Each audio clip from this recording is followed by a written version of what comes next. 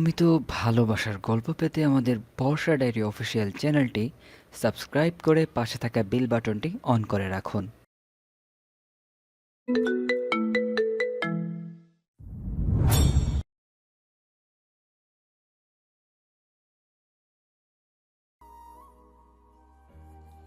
ভাই যে তোকে পছন্দ করে জানিস। কথাটা শুনে চমকানোর কথা থাকলেও চমকায় না অবনী। বইয়ের পৃষ্ঠা উল্টে স্বাভাবিক গলায় বলে, তোকে তোর ভাই বলেছে? কপালে চিন্তার ভাঁজ পড়ে নাদিয়ার। তা বলিনি, কিন্তু আমার ভাই তুই সামনে থাকলে কেমন যেন শান্ত হয়ে যায়।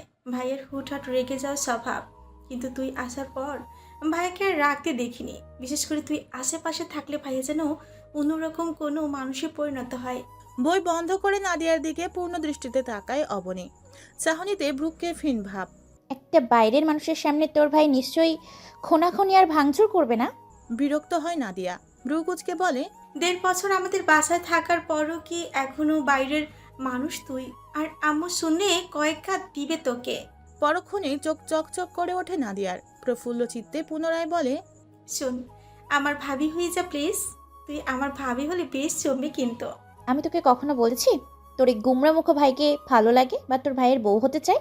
ভালোই ভালোই বলছি, সুযোগ থাকতে অফার বুঝে নে। এই অফার কিন্তু সীমিত সময়ের জন্য, পরে কিন্তু আফসোস করবি।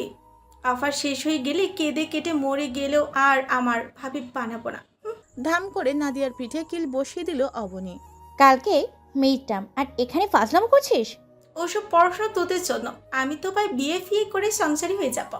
ওসব আর আমার মাথায় ঢুকবে না। নাদিয়া চলে যেতেই তপ্ত শ্বাস ফেলে অবনী। পড়াশোনার সুবাদে দুঃসম্পর্কের এক ফুপুর বাসায় উঠেছে সে। এখান থেকেই ভার্সিটি যেতে সুবিধা। এ বাসায় থাকার সাথে সাথে যে আরও একজনের মনেও জায়গা করে নিয়েছে, ব্যাপারটা অজানা নয় তার। মেয়েদের ইন্দ্রিয় খুব প্রখর হয়। দূর থেকে তাকে দেখলেও বুঝতে পারে। মানুষটার চোখের ভাষা সে বুঝে। মাতাল করা চাহনি, সুযোগ পেলে কেমন ট্যাপ ট্যাপ করে তাকিয়ে থাকে। যেদিন থেকে বুঝতে পেরেছে সেদিন থেকে দূরে দূরে থাকে সে। বাসা ছেড়ে হলেও উঠতে চেয়েছিল, সে চায়নি তার দিকে কেউ আঙুল তুলুক। তবে বাদশা দেন আফসানা খানম। বাসা ছেড়ে যাওয়ার কারণ দেখাতে বললে কিছুই বলতে পারেনি অবনী। অতঃপর আফসানা খানম সাফ সাফ গলায় বলেছিলেন, কারণ দেখাতে না পারলে বাসাও ছাড়তে পারবি না। বাসা ছেড়ে যাওয়া হয়নি, তবে নিজেকে গুটিয়ে নিয়েছে সে। নিজের অনুভূতিকেও করেছে সতর্ক, নিজের সীমারেখা যেন অতিক্রম না করে। অবাধ্য মন কখন কোন দিকে মোড় নেয় বলা তো যায় না। চুলোয় চায়ের পানি বসিয়েছেন আফসানা খানম। সন্ধ্যার নাস্তার কি বানানো যায় ভাবতে ভাবতে ওনার পিছনে এসে উপস্থিত হয় অবনী। কি ভাবছো ফুপি? আজ নাস্তায় কি খাবি? অবনী অনুরোধের সুরে বলে, আজ নাস্তা আমি বানাই ফুপু। খেয়ে আর কাজ নেই, পরে তোর মা বলবে তোকে দিয়ে আমরা কাজ করাই। মাই বলেছে তোমার হাতে হাতে সাহায্য করার জন্য। আচ্ছা ঠিক আছে, এখন বল কি খাবি নাস্তায়? গরম গরম চায়ের সাথে সিঙ্গারা বানানোর আয়োজন চলছে। আফসানা খানম সিঙ্গারা বানিয়ে দিচ্ছে আর অরণি সেগুলো ভাজছে। তন্মতি কলিং বেল বেজে ওঠে। রান্নাঘর থেকে হাঁক ছেড়ে নাদিয়াকে ডাকলে তিনি দরজা খুলে দেওয়ার জন্য। রুম থেকে নাদিয়া মুখ ভেঙচি দিয়ে বলল, তোমাদের দরজা তোমরা খুলো, আমার তো ঠেকা পড়েনি। নাদিয়ার এমন উত্তরে রেগে গেলেন আফসানা খানম। বাপের আশকারা পেয়ে পেয়ে দিন দিন বেয়াদব হচ্ছে মেয়েটা। আমি যাচ্ছি ফুপু। চুলের আঁচ হালকা কমিয়ে সদর দরজার দিকে পা বাড়ায় অবনী। দরজা খুলে ক্লান্ত অবসন্ন মাহফুজকে দেখে থতমত খেয়ে গেল। ঘাড় বাঁকিয়ে দেয়াল ঘড়ি দেখল সে। এখন মাহফুজের আসার সময় না। মাহফুজ এসেছে জানলে জীবনেও সে দরজা খুলতে আসতো না। মানুষটাকে সামনাসামনি দেখলে হাঁটু কাঁপে তার, সারা শরীর অবশ হয়ে আসে। অবনীকে দেখে থমকায় মাহফুজ। হৃদযন্ত্র তড়িৎ গতিতে লাফাতে শুরু করলো। মাথায় ঘোমটা থাকা, কপালের বিন্দু বিন্দু ঘাম, একেবারে বউ বউ লাগছে তাকে। অবনীর দিকে অপলক তাকিয়ে শুকনো ঠোক গিলে সে। মাহফুজকে ড্যাব ড্যাব করে তাকিয়ে থাকতে দেখে দ্রুত পায়ে রান্নাঘরে যাওয়ার জন্য পা বাড়ায় অবনী। ঠিক তখনই শুনতে পেল, একটু শরবত বানিয়ে দিবি প্লিজ। রান্নাঘরে যেতেই আফসানা খানম প্রশ্ন করলেন, কে এসেছে রে? অবনী ফ্রিজ খুলে লেবু বের করতে করতে জবাব দেয়, তোমার ছেলে এসেছে। আজ এত তাড়াতাড়ি? জানি না, তবে হাতে অনেকগুলো শপিং ব্যাগ দেখলাম। আর কথা বাড়ায় না কেউ। অবনী লেবুর শরবত বানিয়ে নিয়ে গেল মাহফুজের কাছে। ট্রি টেবিলের উপর গ্লাসটা রেখে ধীর গলায় বলে, তোমার শরবত। বলে আবারও দৌড় লাগায় রান্নাঘরের দিকে। এতক্ষণ চোখ বুঝেছিল মাহফুজ। অবনীর আওয়াজ পেয়ে মাথা তুলে তাকায়। ততক্ষণে সে রান্নাঘরে চলে গেছে। নৈশব্দে হাসে মাহফুজ। মেয়েটা যে তার থেকে পালিয়ে পালিয়ে থাকে বেশ বুঝতে পারে। নিজের অনুরক্তি লুকানোর কত চেষ্টা মেয়েটার। সপ্তাহখানেক চলে গেল। একদিন হুট করেই ব্যাগ ভর্তি মাছ আর টাটকা শাকসবজি নিয়ে বাসায় এসে উপস্থিত হলো অবনীর বাবা মামুনুর রশিদ। সদাইগুলো আফসানা খানমের হাতে দিয়ে বলেন, পুকুরে জাল ফেলেছি বুবু, ইয়া বড় বড় মাছ উঠেছে, ভাবলাম তোমাদের জন্য নিয়ে যাই। তাছাড়া মেয়েটা আমার বড় বড় পাঙাশ মাছ পছন্দ করে, মেয়েকে রেখে কিভাবে খাই বলো তো, তাই মেয়ের মা পাঠিয়ে দিল। কপাট রাগ দেখালেন আফসানা খানম। আমরা কি তোর মেয়েকে বড় বড় মাছ খাওয়াই না? জিভে কামড় দিলেন অপরাধীর স্বরে বলেন, সিসি কি বলো বুবু, এসব ভাববো কেন? পুকুরে জাল ফেললে মেয়েটা বড্ড খুশি হতো, আহ্লাদি স্বরে আবদার করত, বড় মাছটা যেন ঘরে আনি। একটা মাত্র মেয়ে আমার, বাবা মা হয়ে গলা দিয়ে মাছ নামবে বলো? ভার্সিটি থেকে ফিরে নিজের বাবাকে দেখে যেন আকাশের চাঁদ পেয়ে গেল অবনী। দু হাতে জাপটে ধরে বাবাকে, অভিমানী সুরে বলে, মাকে আনলে না কেন? কতদিন হয়ে গেল মাকে দেখি না। নিজের থেকে মেয়েকে ছাড়াতে চাইলেন মামুনুর রশিদ। আমার গা থেকে মাছের গন্ধ আসছে মা। অবনী ছাড়লো না, বরং আরো শক্ত করে ধরলো। বাবাদের গা থেকে কোনো দুর্গন্ধ আসে না, বাবাদের গায়ের গন্ধটা বড্ড শান্তির। মামুনুর রশিদ বুঝলেন মেয়ের সাথে পেরে উঠবেন না। মেয়ের কথার কাছে হার মেনে তিনিও সযত্নে মেয়েকে বুকে জড়িয়ে নিলেন, সান্ত্বনা দিলেন মেয়েকে। আমি ঢাকা এসেছি মা, মাছের গাড়ি নিয়ে, ভাবলাম তোকে একবার দেখে যাই, তাই তোর মা জোর করে এগুলো ধরিয়ে দিল। বড় পাঙ্গাস মাছ দেখে চোখ দুটো চকচক করে ওঠে অবনীর। মাছ এনেছো বাবা? কতদিন হলো খাই না। পরক্ষণে মুখটা কালো করে বলে, এ বাসায় কেউ পাঙাশ মাছ খায় না। আফসানা খানম বলেন, কে বললো খায় না? খাই তো, আনা হয় না আর কি। মামুন একবার আয়শাকে নিয়ে ঢাকা শহরটাকে একবার তোর বউ দেখে যাক। আসবো বুবু, ধান বোনা শেষ হোক। সেদিন আর থাকলেন না মামুনুর রশিদ। ঘন্টা তিনেক থেকে আবার ফিরে গেলেন গ্রামে। রাতে রান্নার সময় অবনী বায়না করে সে রান্না করবে নিজের মতো করে, ঘন ডাল, পাঙ্গাস মাছ ভুনা আর করলা ভাজি করে। টেবিলে সবকিছু সাজিয়ে রাখতেই নাদিয়া আর মাহফুজ এসে বসলো। করলা ভাজি আর পাঙ্গাস দেখে রেগে গেল মাহফুজ, কঠিন গলায় প্রশ্ন করলো। এগুলো রান্না হয়েছে কোন সাহসে? নাদিয়া ভয়ে ভয়ে বলে, অবনী রান্না করছে। পাঙ্গাস মাছ নাকি অবনীর প্রিয়, মামু নিয়ে এসেছে গ্রাম থেকে। অবনীর প্রিয় শুনে কিছু না বলে মাহফুজ চেয়ার টেনে বসলো। এর মাঝেই সেখানে আফসানা খানম আর অবনী এলো। ফুপু, আজ আমি সবাইকে খাবার বেড়ে দিই। মিষ্টি হেসে সায় দিলেন আফসানা খানম। অবনী সবার পাতেই একটু একটু করে করলা ভাজিই দিল। প্লেটে করলা ভাজি দেওয়ার পরও মাহফুজকে হাঙ্গামা করতে না দেখে বিস্ময়ে চোখ ছানা বড়া হয়ে গেল আফসানা খানম এবং নাদিয়ার। চোখ বড় বড় করে দুজন দুজনকে দেখতে লাগলো, এ যেন অষ্টম আশ্চর্য কিছু। আফসানা খানম হতবিহ্বল চোখে ছেলের খাওয়ার দিকে তাকিয়ে রইলেন। ছোট ছোট লোকমা মুখে তুলছে মাহফুজ। নিজের চোখে বিশ্বাস করতে পারছেন না তিনি। যে ছেলে করলার নাম শুনলেই রেগে যায়, সেই ছেলে কিনা বিনা বাক্যে করলা ভাজি দিয়ে ভাত খাচ্ছে। ওনাকে আরও অবাক করে মাহফুজ বাটি থেকে এক পিস পাঙ্গাস মাছ পাতে তুলে নিল। মাথা ঘুরতে লাগলো ওনার, সব কেবল স্বপ্ন স্বপ্ন মনে হচ্ছে। নিজের খাওয়ার কথা ভুলে গেলেন তিনি। অবিশ্বাস্য গলায় প্রশ্ন করলেন, তুই আমার ছেলে মাহফুজ তো? ভার্সিটি থেকে একটা মিনি ট্যুরের আয়োজন করা হয়েছে, ভোরে রওনা হয়ে সন্ধ্যার আগেই ফিরে আসবে।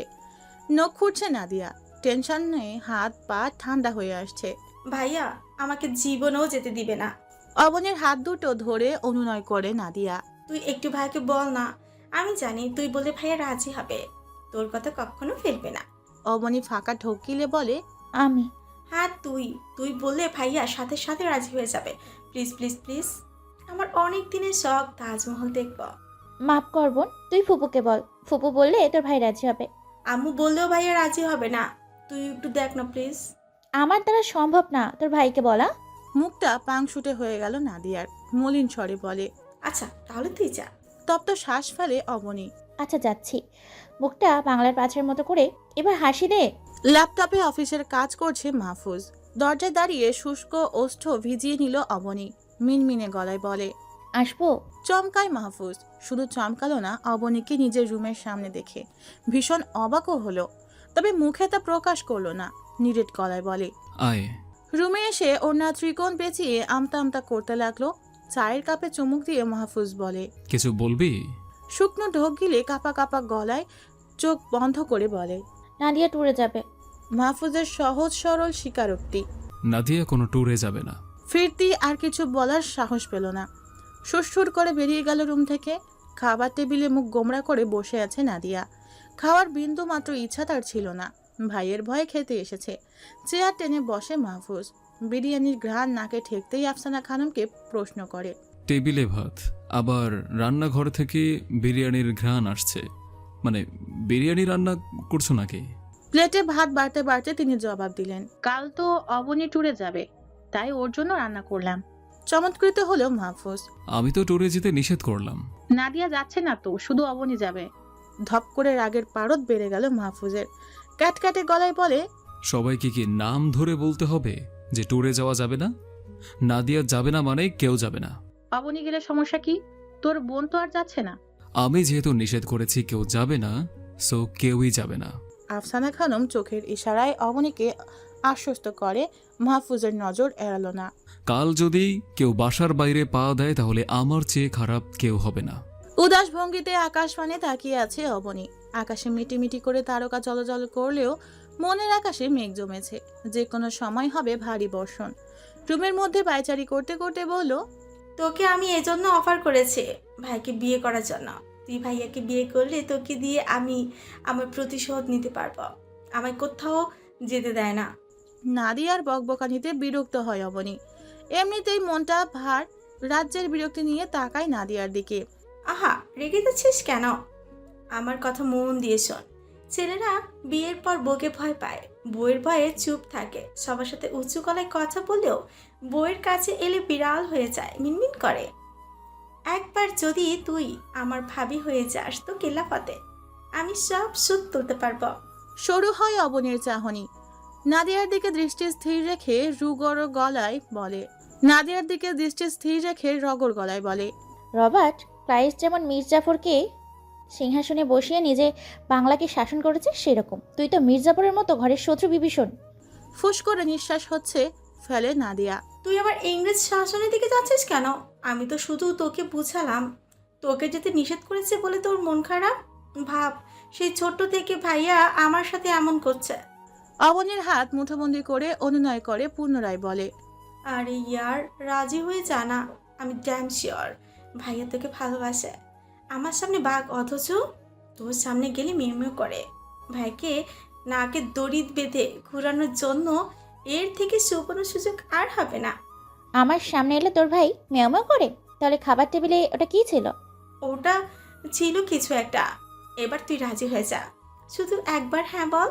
তোর এই খারস রসকসহীন কটখোট্টা ভাইকে যদি বিয়েই করি, তাহলে তোর কথা শুনে নাকি দড়ি বেঁধে ঘুরবো কেন? হ্যাঁ, আমি আমার মতো করে তোর ভাইকে মাথায় রেখে কাটল ভেঙে খাবো।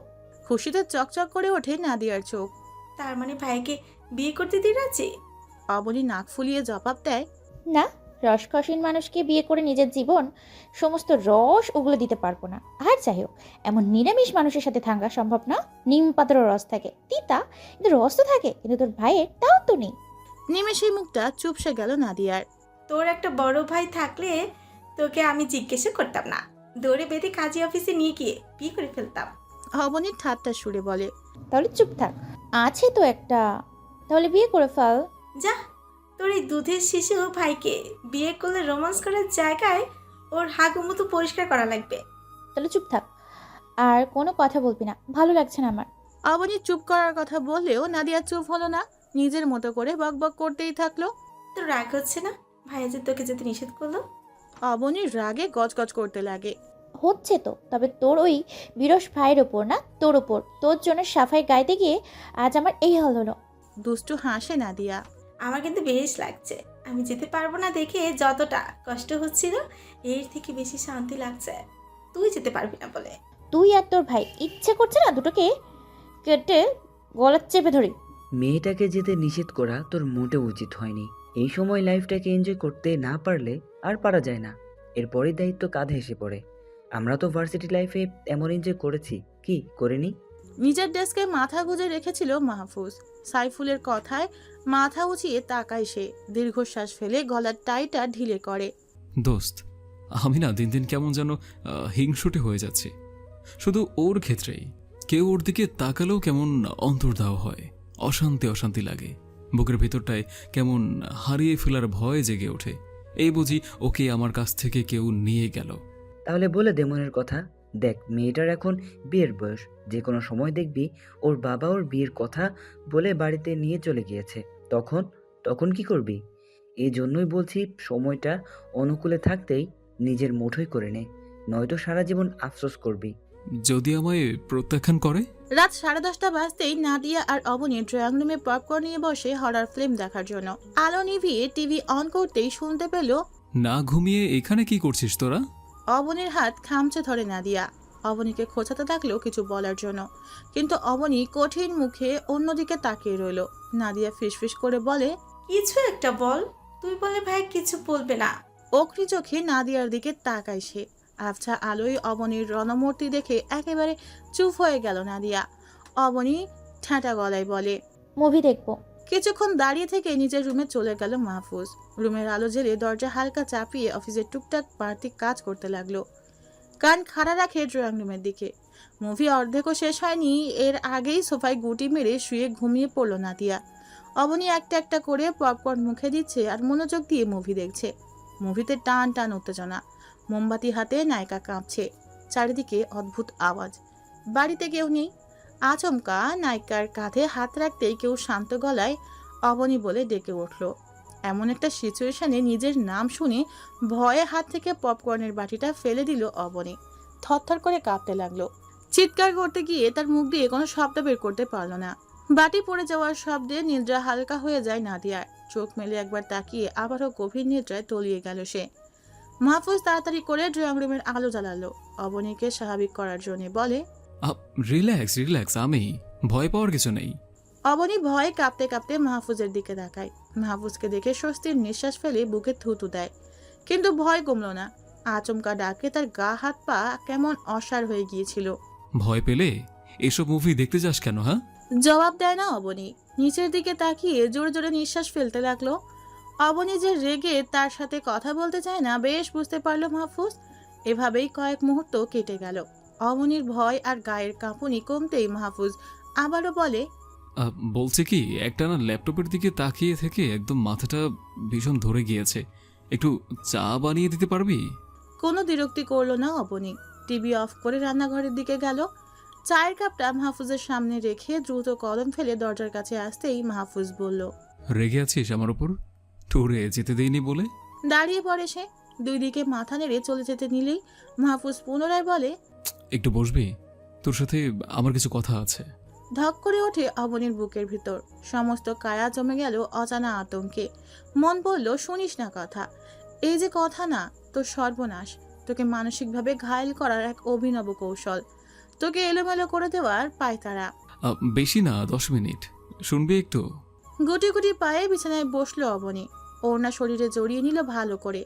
দৃষ্টি মেঝেতে স্থির, নখ খুঁড়তে লাগে বিরামহীন। অবনীর এলোমেলো চুল, অনুভূতি আর নিদ্রাহীন নিষ্প্রাণ দুই চোখ। অস্বস্তিতে হাত কসলাচ্ছে। মাহফুজ নিমেষহীন তাকিয়ে রইল। মাথা তুলে তাকাতেই চোখে চোখ পড়ে দুজনার। বিব্রত হয় অবনী। পুরুষ মানুষ প্রেমে পড়লে হিংসুটে হয়, জানিস? ওড়নার কোণ চেপে ধরে সে। মানুষটার সান্নিধ্যে হৃদযন্ত্রের ক্রিয়া যেন অবাধ্য হয়ে উঠেছে তার।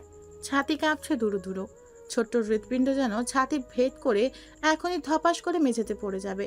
মাহফুজ চায়ের কাপে চুমুক দেয়, বেশ আয়েশ করে। নিজে প্রেমে না পড়লে কখনো এই কথাটা বিশ্বাস করতাম না আমি। আগে ভাবতাম প্রেমিকরা এমন কেন, প্রেমিকারা কোথাও যেতে চাইলে নিষেধ করে কেন, কিন্তু এখন বুঝি। অবিন্যস্ত চুলে আঙুল চালায় মাহফুজ। শান্ত গলায় পুনরায় বলে, কাউকে ভালোবাসলে কেমন যেন ভয়ে ভয়ে থাকে মনটা। এই বুঝি টুক করে কেউ এসে নিয়ে গেল ভালোবাসার মানুষটাকে। এই ভয়টা আমারও হয়। সর্বক্ষণ কেমন একটা হারিয়ে ফেলার আতঙ্ক গ্রাস করে থাকে। তুই অবুঝ না, আমার চোখের ভাষা তুই বুঝিস, তাই তো আমার থেকে আড়াল করে ফেলেছিস নিজেকে, পালিয়ে পালিয়ে বেড়াস। পরপর কয়েকটা শ্বাস ফেলে নিজেকে ধাতস্থ করে নিল মাহফুজ। অবনী, আমি ভনিতা ছাড়া সোজা সবটা ভাষায় বলছি তোকে, আমি তোকে ভালোবাসি। হাত পা বরফের ন্যায় ঠান্ডা হয়ে গেল অবনীর। শীত দ্বারা বেয়ে প্রবাহিত হলো তরল স্রোত। যেই ভয়ে নিজেকে গুটিয়ে রাখা, দূরে দূরে থাকা, শেষ রক্ষা আর হলো না তার। অবশেষে সেই অনুভূতির সাথে মোকাবেলা করতেই হলো তাকে। ছোট্ট একটা কথা, কিন্তু অদৃশ্য তাণ্ডবের সূত্রপাত ঘটালো অন্তঃস্থলে। অনুভূতিগুলোকে নিজের ভেতরে চেপে রাখতে রাখতে একদম দম বন্ধ লাগছিল আমার। হাজারবার চেষ্টা করেছি নিজেকে দমিয়ে রাখার, কিন্তু আমি ব্যর্থ। অবাধ্য অনুভূতি আবার ছোট্ট বুকে আর ঘাপটি মেরে থাকতে চাইছিল না। ঠেলে ঠুলে বেরিয়ে আসতে চাইছে অন্য একজনকে আলিঙ্গন করার জন্য। তাই এবার আর আটকানোর চেষ্টা করেনি, ব্যক্ত করেই ফেললাম, যা হবার হবে। আর কিছু বলবে তুমি? নৈশব্দে হাসে মাহফুজ। মেয়েটা পালিয়ে যেতে চাইছে, বুঝতে পারল সে। আতঙ্কিত অবনীকে ভরকে দেওয়ার জন্য বলে, ভালোবাসি একটুখানি? না না, অনেকখানি। গলা শুকিয়ে চৌচির অবনীর। মাহফুজের দিকে তাকাতে গিয়েও তাকায় না। বুকের ভেতরে প্রলয়ঙ্কারী তাণ্ডব যা চোখে ভাসমান তা মাহফুজকে দেখাতে নারাজ সে। নিজের আবেগকে নিয়ন্ত্রণ করার জন্য ঠোঁটে ঠোঁট চেপে ধরল। ট্যুরে যেতে দেইনি বলে সরি। আমি কি করব বল? কথার মাঝে উঠে দাঁড়ায় অবনী। মাথা ভনভন করছে তার। এখানে আর একটু থাকলে যে কোনো সময় জ্ঞান হারাবে। অবিন্যস্ত পায়ে চলে যাওয়ার জন্য উদ্যত হতেই বদরাগী মানুষটা ব্যাকুল কণ্ঠে বলে, ফিরতি ভালোবাসা দিবি না? পা থেমে যায় অবনীর। কান্নারা দলা পাকিয়ে ঠেলে বেরিয়ে আসতে চাইছে। অন্তঃস্থলে উত্থাল ঝড় লণ্ডভণ্ড করে দিচ্ছে সব। এই মানুষটা বুঝে না কেন সব সময় সবকিছু পাওয়া হয় না, কেবল দূর থেকেই ভালোবাসা যায়। দূর থেকে ভালোবাসা নামক বস্তুটাকে অনুভব করতে হয়। কোথাও তার হাত পা দৃঢ় প্রতিজ্ঞার শেকলে বাঁধা, এক কঠিন ওয়াদার বেড়াজালে আবদ্ধ সে। এটা কখনো হবার নয়। যতটুকু অনুভূতি পুঞ্জীভূত হয়েছে আপনার মনে, মাটি চাপা দিয়ে দিন। সব অনুভূতি পূর্ণতা পায় না। আবারও নতুন করে শুরু করুন অন্য কারোর সাথে। অনুভূতি মাটি চাপা দেওয়ার কথা শুনে চোখ মুখ কঠিন হয়ে এলো মাহফুজের। নিরেট গলায় জানতে চাইল, কেন? কেন শব্দটা আর কর্ণগোচর হলো না অবনীর। এর আগে প্রস্থান করলো সে। হালকা জ্বর আসার অজুহাতে ভার্সিটি যাবে না নাদিয়া। বিছানায় কালো কালো মুখ করে শুয়ে আছে সে। তুই আমায় ফেলে ভার্সিটি যাচ্ছিস? খুব কষ্ট হচ্ছে আমার। ইস, কতগুলো ক্লাস মিস হয়ে যাবে। অনেক পড়া পিছিয়ে যাব আমি। বড় বড় চোখ করে নাদিয়ার দিকে তাকায় অবনী। নিজের কানকে যেন বিশ্বাস করতে পারছে না। এ যেন ভূতের মুখের রাম নাম। আপনি আপনার এই অভিনয় ফুপুর জন্য তুলে রাখুন। আমার সামনে এমন পড়ুয়া অভিনয় না করলেও চলবে। দাঁত বের করে হাসে নাদিয়া। তুই এইসব এত তাড়াতাড়ি বুঝে যাস কি করে? কারণ আপনার পায়ের নখ থেকে মাথার চুল পর্যন্ত সবটাই আমার চেনা। নাস্তায় ধোয়া ওঠা গরম গরম খিচুড়ি দেখে চোখ মুখের ঝলক দেখা দেয় অবনীর। বিলম্ব না করে চেয়ার টেনে বসে সে। মায়ের মতো তুমিও মনের কথা বুঝে যাও কি করে ফুপু? আমার গতকাল থেকে খিচুড়ি খেতে ইচ্ছে করছিল। অবনীর মাথায় হাত রাখেন আফসানা খানম। কারণ তোর মায়ের মতো আমিও একজন মা। দাঁড়াও, আচারের বোমটা নিয়ে আসি। আচার দিয়ে বেশ জমবে খিচুড়ি। শার্টের হাতা ফোল্ড করতে করতে ডাইনিং এ মাহফুজ এলো। খিচুড়ি দেখে কপাল কুঁচকায় সে। তোমাকে না নিষেধ করেছি সকালে এমন ভারী খাবার রান্না না করতে? পেটে গ্যাস হয়। প্লেটে একটু খিচুড়ি বেড়ে আফসানা খানম বলেন, হালকা খাবার তো রোজই খাস, আজ একটু খিচুড়ি খেয়ে দেখ, ভালো লাগবে। একটুতে গ্যাস হবে না। না, খাবো না। রেডিমেড পরোটা থাকলে ভেজে দাও। তপ্ত শ্বাস ফেলেন তিনি। আফসোস করে বলেন, তোর এই খুঁতখুঁতে ভাবটা যে কবে যায় আল্লাহ ভালো জানে। ডাইনিং এ মাহফুজকে দেখে দাঁড়িয়ে পড়ে অবনী। রাতের কথা মনে পড়তেই অস্বস্তি বাড়ল। শুরু হয় ধুকপুকানি। অবনী, ডিম আনতে ভুলে গিয়েছি, ফ্রিজ থেকে একটু দিয়ে যা তো। অবনীর নাম শুনে রান্নাঘরের দিকে তাকায় মাহফুজ। জড়সড় অবনীকে দেখে আবারও দৃষ্টি ফিরিয়ে নেয়। মেয়েটা যে অস্বস্তি হচ্ছে বুঝে গেল সে। ডিম দিয়ে এসে চেয়ার টেনে বসে অবনী। খিচুড়ির সাথে আচার মিশিয়ে একটু একটু করে খেতে লাগলো। রাতের কথা ভুলে যাওয়ার চেষ্টা চালালো। অবনীকে আর চোখে বারবার অবলোকন করছে মাহফুজ। মেয়েটার ভয়ার্ত চাহনিতেও কেমন একটা মায়া কাজ করে ভেবেই শব্দহীন হাসে। নেই তোর পরোটা আর অমলেট। দৈবাত আফসানা খানমের ঝাঁঝি গলায় চমকায় মাহফুজ। অবনীর উপর থেকে দৃষ্টি ঘুরিয়ে সামনে নিল নিজেকে। একটু হলেই মায়ের কাছে ধরা পড়ে যেত। এক টুকরো পরোটা মুখে দিল। অবনী একটু একটু আচার মিশিয়ে ফু দিয়ে গরম গরম খিচুড়ি খাচ্ছে। অবনীর খাওয়া দেখে লোভ হলো মাহফুজের। পরোটার প্লেটটা দূরে সরিয়ে খিচুড়ির প্লেট কাছে টেনে নিল। তুই না খিচুড়ি খাবি না? সকালে ভারী খাবারে না তোর পেটে গ্যাস হয়? তোমরা যেভাবে খাচ্ছ না খেয়ে উপায় আছে? অবনী খাওয়া শেষ করে দেয়াল ঘড়ির দিকে তাকাতেই চোখ ছানা বড়া হয়ে গেল তার। মাথায় হাত দিয়ে বলে, 9টা 20 বেজে গেল। 9টা 45-এ ক্লাস শুরু হবে। আমি এখনো বাসাতেই। তড়িঘড়ি করে রুমে গেল ব্যাগ আনার জন্য। তোর সময় আছে? প্রশ্ন করলেন আফসানা খানম। কেন বলো তো? মেয়েটাকে কষ্ট করে একটু দিয়াই, তাড়াহুড়াই না হয় একটা অঘটন ঘটিয়ে বসবে। আমার তো অফিসে লেট হবে। বাইক দিয়ে একটা নিয়ে আসবি, দেরি হবে না। ভুলে যাস না, ও কিন্তু আমাদের দায়িত্ব, একজন বাবার আমানত। আচ্ছা, ওকে নিচে যেতে বলো, আমি বাইকের চাবিটা নিয়ে আসছি।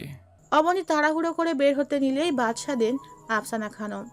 এত অস্থির হওয়ার দরকার নেই, তোকে মাহফুজ নিয়ে দিয়ে আসবে। চমৎকৃত হলো সে। যেই মানুষটার থেকে দূরে দূরে থাকতে চায়, কোনো না কোনো কারণে সেই মানুষটারই সান্নিধ্য পায় সে।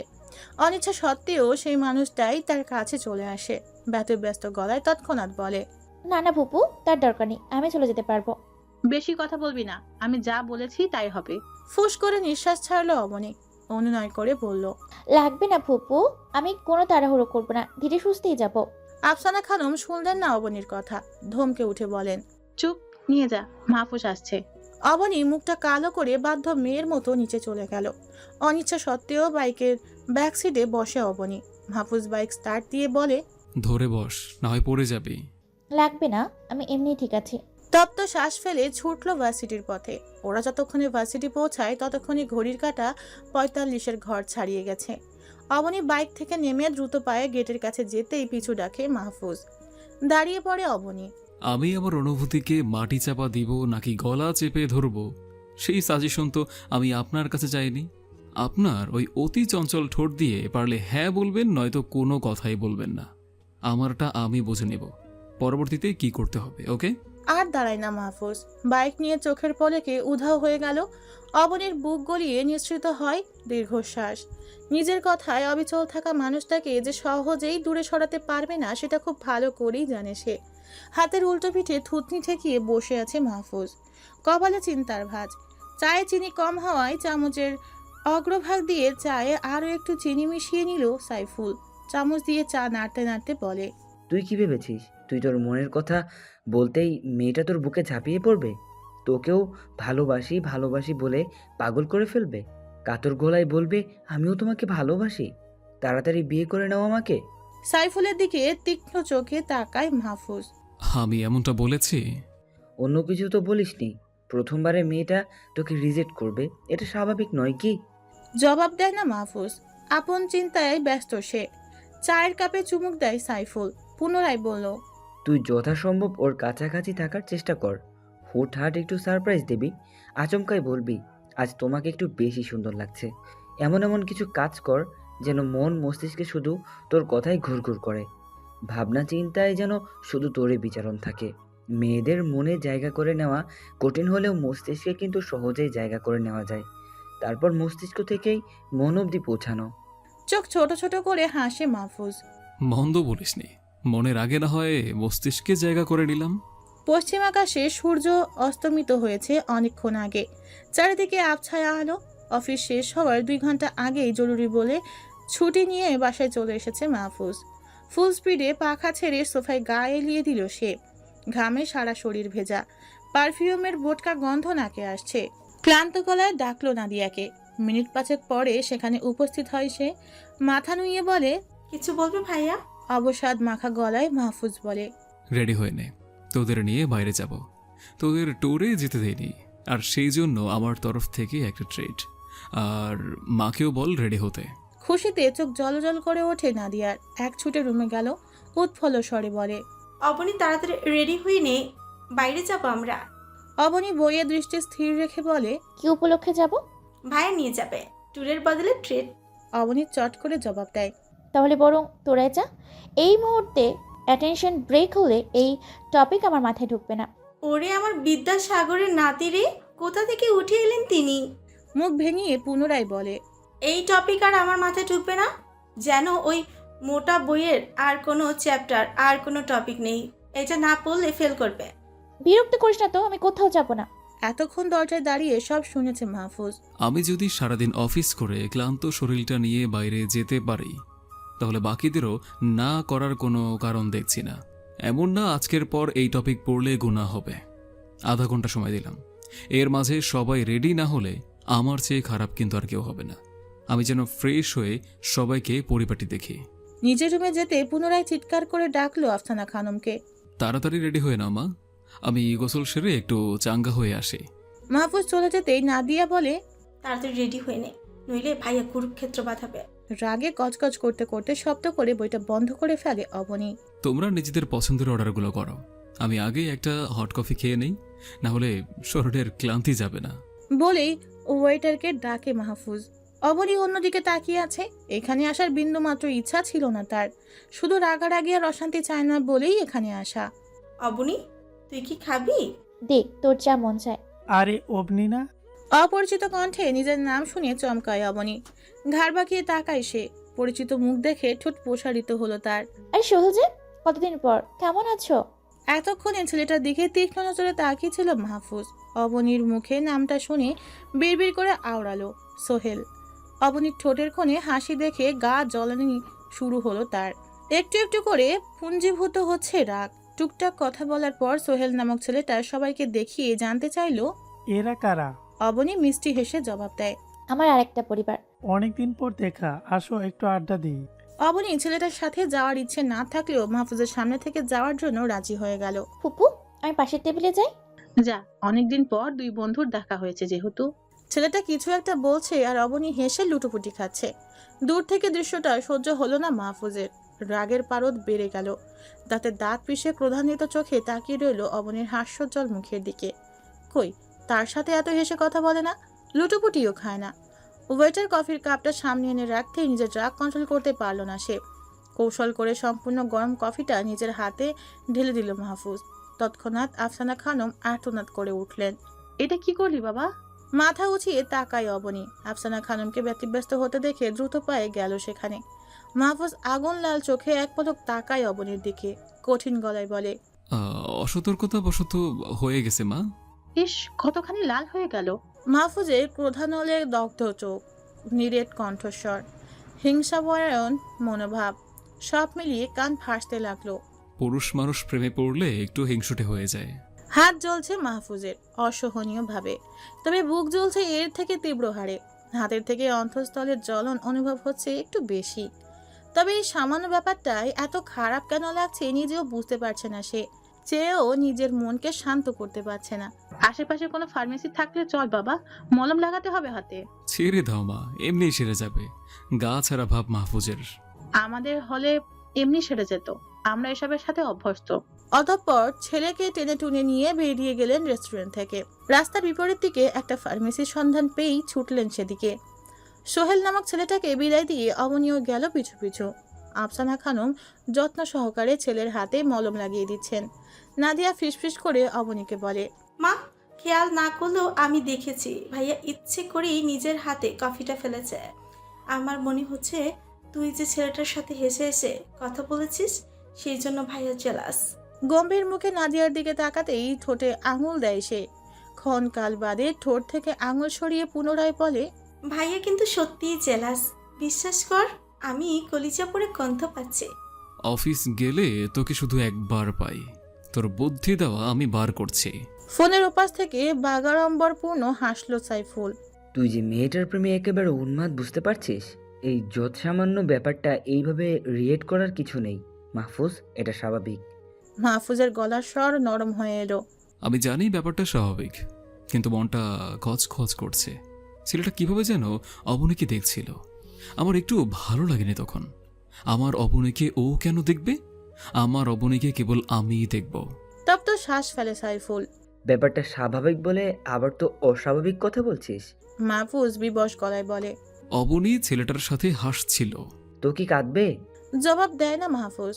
সাইফুল পুনরায় বলে, ছোটবেলায় সমবয়সী ভাই বোনকে মা কিছু একটা বেশি দিলে আমরা অভিমান করে বলতাম না, আমায় একটু ভালোবাসো না তুমি মা? তোর মাঝে এই ছোটবেলার ভাবটা ফুটে উঠেছে। সামান্য ব্যাপারে এভাবে রিয়েক্ট করবি না, এতে করে ভবিষ্যতে তোর প্রতি কিন্তু বিরূপ ধারণা জন্মাবে ওর। জোর করে কারো মনে জায়গা করে নেওয়া যায় না। দীর্ঘশ্বাস ফেলে মাহফুজ। মাহফুজকে একটু জ্বালানোর জন্য সাইফুল উপহাস করে বলে, এসব কাজের জন্য আমি যার কাছ থেকে পরামর্শ নেই, আজ আমি তাকে প্রেমে পরামর্শ দিচ্ছি। নিজেকে প্রেম কুমার আর তোকে অবুঝ মনে হচ্ছে। প্রেমে পড়লে মানুষ অবুঝ হয় জানা ছিল না। কি করছো মা? ফোনের ওপাশ থেকে ফাতেমা আমিন জবাব দিলেন, মাসিক পরীক্ষার খাতা দেখেছি, বাদরগুলো যে কি লিখেছে ওরাই ভালো জানে। ফাতেমা আমিন একজন প্রাইমারি শিক্ষিকা, স্থানীয় একটা প্রাথমিক বিদ্যালয়ে বাংলা বিজ্ঞান এবং সমাজ পড়ান। আবিদ কি করছে? 3 বছর বয়সী আবিদের দিকে তাকালেন তিনি। কলম মুঠ করে এলোমেলো অনভ্যস্ত হাতে নিজের মতো আঁকিবুকি করছে সে। বিস্তর হেসে জবাব দিলেন, সাহেব এখন পড়াশোনা নিয়ে ভীষণ ব্যস্ত, বিরক্ত করলে সারা বাড়ি মাথায় তুলবে। বাবা এখনো ফেরেনি? মাছের পোনা কিনতে গেল বিকেলে, এখনো ফিরেনি। কয়েক মুহূর্ত চুপ রইল অবনী। সহসা মেঘমেদুর মলিন স্বরে বলে, তোমার বড্ড দেখতে ইচ্ছে করছে মা। হাতটা থেমে গেল ওনার। মনটা কেঁদে ওঠে মেয়ের জন্য। এইচএসসি দেওয়ার পর মেয়েকে শহরে পাঠিয়েছেন। 1.5 বছর যাবৎ 2 দিনের জন্য আসে, আবার চলে যায়। চলে যাওয়ার সময় কলিজাটা ছিঁড়ে তিনি বিবশ গলায় বলেন, ক্যামেরাটা অন কর। এইভাবে না মা, তোমার এইভাবে দেখে আমার তৃপ্তি মেটে না। ফাতেমা আমিনের মুখটা পাংশুটে হয়ে গেল। 2 দিনের জন্য এসে থেকে যা বাড়িতে। তোর প্রিয় আবার বাচ্চা দিয়েছে। ভার্সিটি তো অফ দিচ্ছে না। শুক্রবার দেখে চলে আয়। কিছু না বলে কল কেটে দিল অবনী। ড্রয়িং রুমে বসে খবর দেখছে মাহফুজ। কাঁথায় ফুল তুলছেন আফসানা খানম। ফুপু, বলে ফেল। কয়েকদিনের জন্য বাড়ি যাব। কেন, ভার্সিটি কি অফ? বাড়ি যাওয়ার কথা শুনে চট করে অবনীর দিকে দৃষ্টিপাত করে মাহফুজ। ব্রু উঁচিয়ে তাকিয়ে রইল কি জবাব দেয় তা শোনার জন্য। ভার্সিটি বন্ধ না। আফসানা খানম পুনরায় জানতে চাইলেন। তবে অবনী অসহায় কাতর কণ্ঠে বলে, মায়ের কাছে যেতে ইচ্ছে করছে খুব, কদিন বাড়িতে যায় না। সেলাই থামিয়ে অবনীর দিকে তাকিয়ে রইলেন তিনি। মায়ের জন্য বেশি খারাপ লাগছে? টলমলে চোখে মাথা জাকায় সে। তিনি মায়া ভরা কণ্ঠে বলেন, কবে যাবি? কাল সকাল 6:30টার বাসে। ওমা, এত সকাল সকাল কেন? তাহলে তাড়াতাড়ি বাড়িতে যেতে পারবো। অবনীর বাচ্চাদের মতো কথা শুনে হেসে ফেলেন তিনি। বাস ছাড়ার অপেক্ষা করছে অবনী।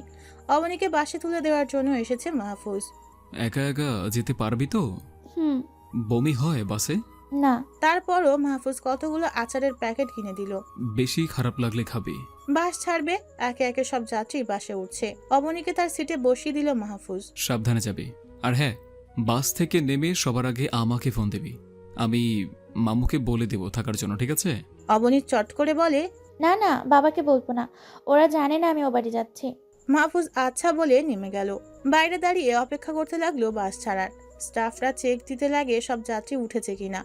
অবনীর পাশের সিট ফাঁকা দেখে প্রশ্ন করলেন, পাশের সিট কি আপনার? না বোধক মাথা নাড়ায় অবনী। তিনি হাঁক ছেড়ে ড্রাইভার বলেন, আরো একজন যাত্রী উঠবো। মিনিট 3 অপেক্ষা করেও যখন কোনো যাত্রী এলো না, তখন ড্রাইভার গাড়ি স্টার্ট দিলেন। এর থেকে বেশি অপেক্ষা করতে পারবে না তারা। ড্রাইভার ফ্রন্ট গ্লাসে তাকাতেই দেখতে পেল একজন যুবক দৌড়ে আসছে আর হাতের ইশারা বাস থামানোর কথা বলছে। বাস থামালেন তিনি। মাহফুজ দৌড়ে হাঁপাতে হাঁপাতে বাসে ওঠে। ধপ করে অবনীর পাশের সিটে এসে বসে পড়ল। এতক্ষণ বাইরের দিকে তাকিয়ে ছিল অবনী। শব্দ শুনে তাকালো সে। পাশের সিটে মাহফুজকে দেখে মুখ হাঁ হয়ে গেল তার। তুমি? মাহফুজ ঘন ঘন শ্বাস ফেলতে ফেলতে বলে, পানি দে। ব্যাগ থেকে পানির বোতলটা বের করে তার হাতে দিল সে। মাহফুজ এক নিঃশ্বাসে বোতলের অর্ধেকটা পানি শেষ করে ফেলল। অর্ধপূর্ণ বোতল অবনীর হাতে দিল। অবনী কৌতূহলী নয়নে তাকিয়ে আছে। প্রাণ ভোমরাকে একা ছেড়ে এক দণ্ড শান্তি পাবো না আমি। মাহফুজের অকপটে বলা কথায় অস্বস্তি বাড়ল অবনীর। আর কথা বাড়ায় না সে। দৃষ্টি নিবদ্ধ করে বাইরের দিকে। ছেলেটার সাথে যত দূরত্ব তৈরি করছে, ছেলেটা ততই এক কদম করে দূরত্ব মিটিয়ে নিচ্ছে। বাস স্টপেজেও আফসানা খানমের সাথে আসতে চেয়েছিল সে। ভুজুং ভাজুং বুঝিয়ে নিজে এসেছে। দূরত্ব কমুক অবনী সেটা চায় না। সে চায় দূরত্ব বাড়ুক, মধ্যখানে একটা প্রাচীর তৈরি হোক, দূরে সরে যাক মানুষটা। জ্যামে আটকা পড়েছে বাস। অবনী নড়ে চড়ে বসলো। মাথা ঘুরছে ভীষণ। নাড়ি ভুড়ি উল্টে আসছে তার। মাহফুজের একটা হাত খামচে ধরে নিজেকে নিয়ন্ত্রণ করার জন্য। মাহফুজ ধরপড়িয়ে ওঠে। সকালে ঘুম পূর্ণ না হওয়ায় চোখ লেগে এসেছিল তার। অবনীর কঠিন চোখ মুখ দেখে আটকে উঠে সে।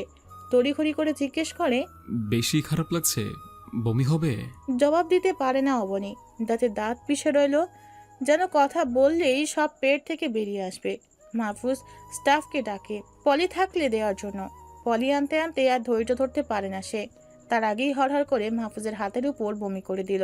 আর চোখে একবার মাহফুজের দিকে তাকাতেই সে বলে, বমি কর তুই, সমস্যা নেই। স্টাফ পলি দিতেই মাহফুজ পুনরায় বলে, টিস্যু থাকলে দিয়েন প্লিজ। সেটা গায়ে এলিয়ে দিয়েছে অবনী। বমি করে ক্লান্ত সে। শরীরে বিন্দুমাত্র বল নেই। বমি পরিষ্কার করে অবনীকে ডাকে মাহফুজ। অবনী, একটু কোলকুচি করে নে। অবনী নড়ে চড়ে ওঠে, গাঁই করে বলে, ভালো লাগছে না। মুখের কথা মুখেই রইল, তার আগে আবারও বমি করে দিল সে। এই জন্যই বলেছিলাম ট্রেনে আসার জন্য। ট্রেনে আসলে আর এতটা দখল যেত না।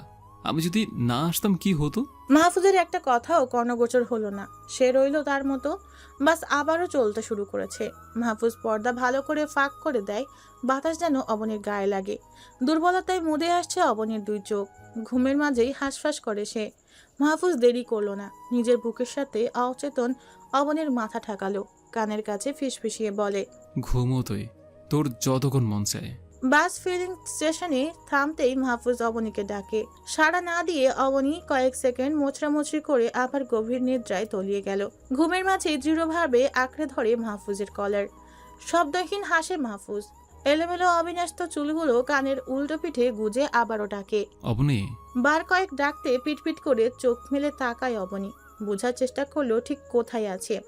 মাথা ভার হয়ে আছে তার। অনুভব করলো কিছু একটা খুব করে ধরে রেখেছে সে। আর চোখে চোখ চাইলো সেদিকে। নজরে এলো দুটো শার্টের বোতাম আর কলার। মস্তিষ্ক জানান দিল কোন এক পুরুষের বুকে লেপ্টে আছে সে। মানুষটাও তাকে সযত্নে আঁকলে রেখেছে। ব্যাপারটা বোধগম্য হতে ছিটকে সরে এলো, রিনরিনে গলায় বলল। সরি। জবাব দেয় না মাহফুজ। ক্ষণকাল নীরব থেকে বলে উঠল, ওয়াশরুমে যাবি? গেলে চল, হাত মুখটাও পানির ঝাপটা দিবি, দেখবি ভালো লাগবে। উঠে দাঁড়ায় অবনী। একটু ওয়াশরুমে গেলে শরীর হালকা হতো। মোটামুটি অনেক যাত্রী নেমেছে বাস থেকে। অবনীও নামলো, আর তার পিছু পিছু মাহফুজ। অবনী আড়ষ্ট চোখে এক নজর মাহফুজকে দেখে নত স্বরে বলে, তোমায় তো আমি একেবারে নোংরা করে ফেলেছি। নিজের হাতের দিকে তাকায় মাহফুজ। শার্টের হাতার ফোল্ড করে রাখলেও বমির দাগ স্পষ্ট। প্যান্টেও পড়েছে কিছুটা। অধর প্রশস্ত হয় তার। অবনীকে অপ্রস্তুত করার জন্য রগর গলায় বলে, ভবিষ্যতের জন্য প্র্যাকটিস করে নিচ্ছি। আল্লাহ চাইলে কোনো এক সময় রাত বিরাতে আমার এসব পরিষ্কার করতে হবে। আগে থেকেই দক্ষ হয়ে থাকা ভালো, তাই না? কথার ভাবার্য বুঝলো না অবনী। সরু চোখে তাকিয়ে রইল মাহফুজের দিকে। ক্ষণিক পরে কথাটার আসল উদ্দেশ্য মস্তিষ্ক বুঝতে পেরেই সে তড়িঘড়ি করে ওয়াশরুমে ঢুকে পড়ে। 10টার কাটা ছুঁই ছুঁই। রোদ্রের প্রখরতা বাড়ছে ক্ষণে ক্ষণে। গন্তব্যে এসে বাস থামলো। নিজ জেলায় এসে বড় একটা নিঃশ্বাস ফেলে অবনী। চোখ বন্ধ করে নিল মুহূর্তেই। এখন কেমন লাগছে শরীরটা? বাকি পথটা কি যেতে পারবি? চল, আগে কিছু খেয়ে নেবি।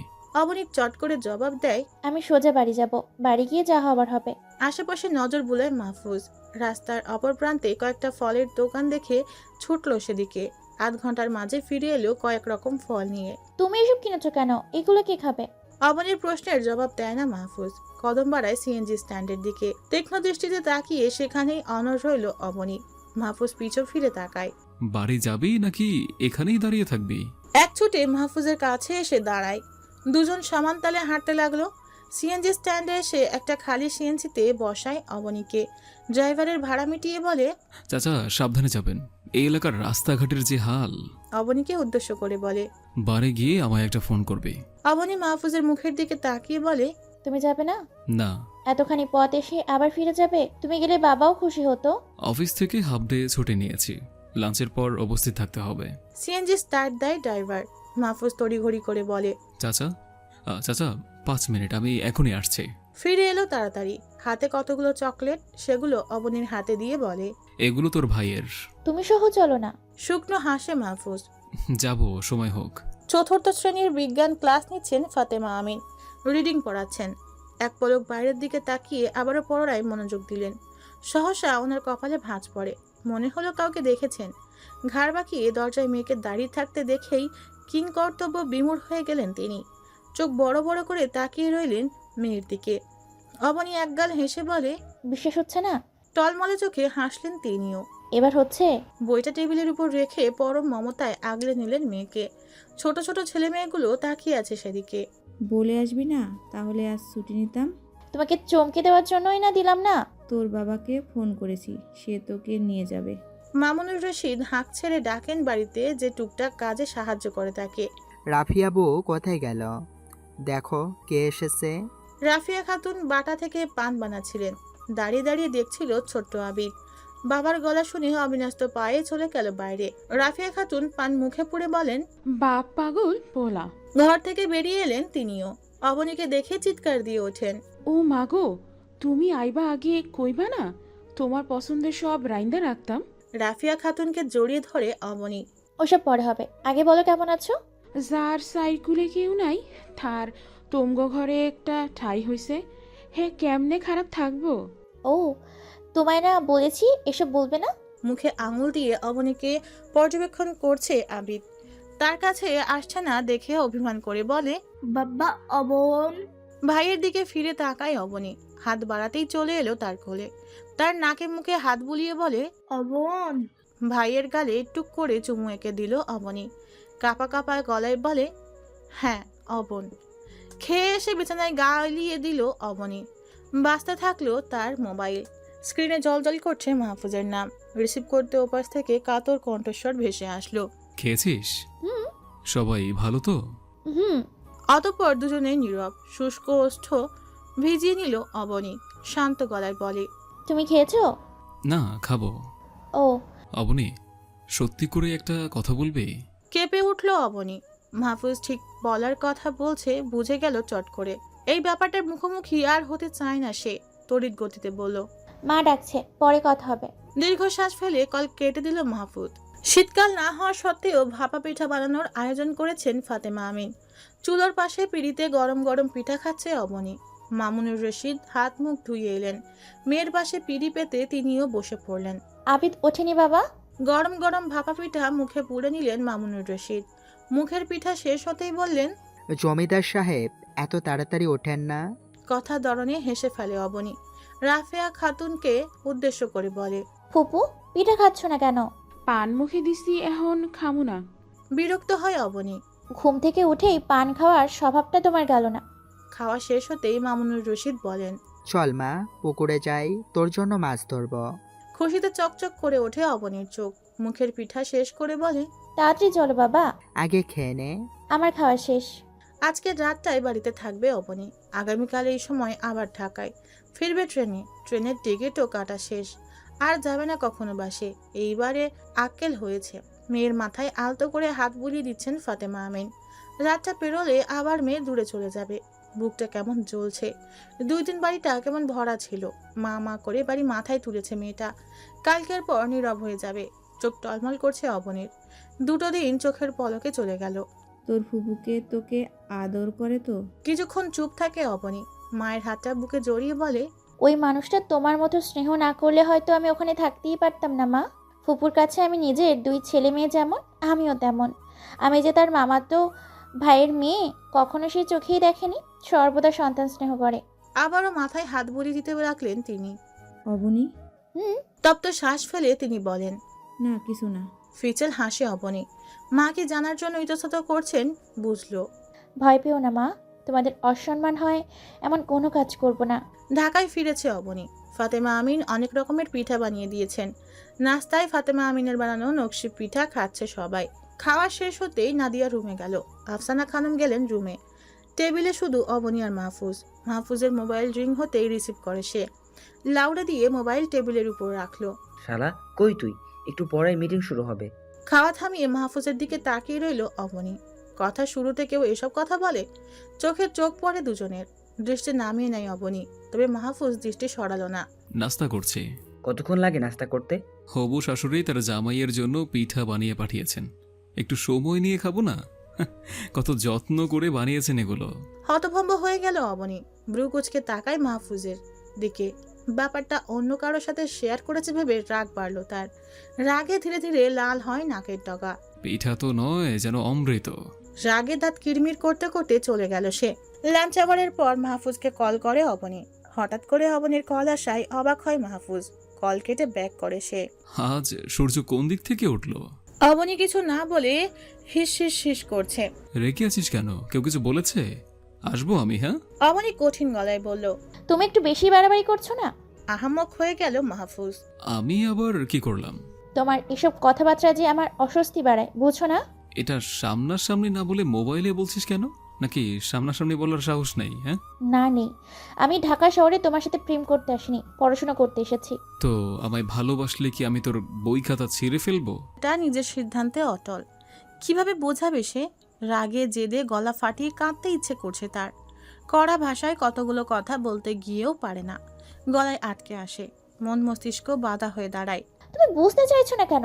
মাহফুজ হাস্যরসাত্মক গলায় জবাব দেয়। তুই বোঝা আমাকে, আমি তো বুঝতেই চাই। তুই বোঝাবি আর আমি বুঝবো। চাপা আর্তনাদ করে অবনী পুনরায় বলে। বেশি বাড়াবাড়ি করলে আমি কিন্তু এখান থেকে চলে যাব। ভাবলেশীন গলায় বলে। তোর ফুফুকে কি বলে যাবি?